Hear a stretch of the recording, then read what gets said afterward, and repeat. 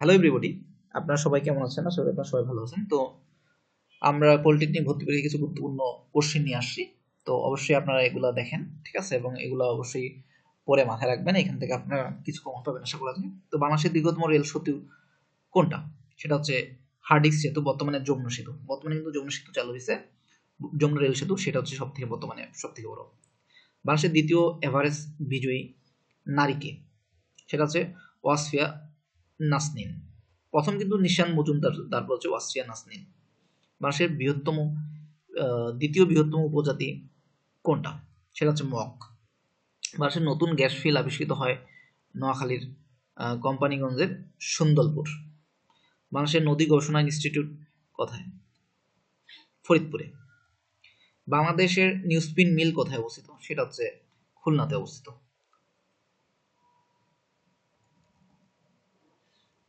তারপরে বাংলাদেশের নির্বাহী বিভাগ থেকে বিচার বিভাগ কবে পৃথক করা হয়? ১/১/২০০৭ সালে পৃথক করা হয়েছিল। বাংলাদেশের নেভাল একাডেমি কোথায় অবস্থিত? পতেঙ্গাতে অবস্থিত। বাংলাদেশের নৌবাহিনীর প্রতীক কোনটি?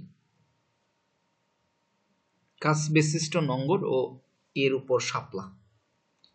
তারপর বাংলাদেশের পক্ষে ওয়ানডে অভিষেক কোন ক্রিকেটার ৫ উইকেট পেয়েছেন? সেটা হচ্ছে তাসকিন আহমেদ, ঠিক আছে, ইন্ডিয়ার বিপক্ষে। তো ধন্যবাদ সবাইকে, আপনারা ভালো থাকবেন এবং আমার চ্যানেলটা অবশ্যই একটা সাবস্ক্রাইব করে দেবেন এবং ভিডিওটা অবশ্যই শেয়ার করে দেবেন এবং লাইক করবেন। ধন্যবাদ।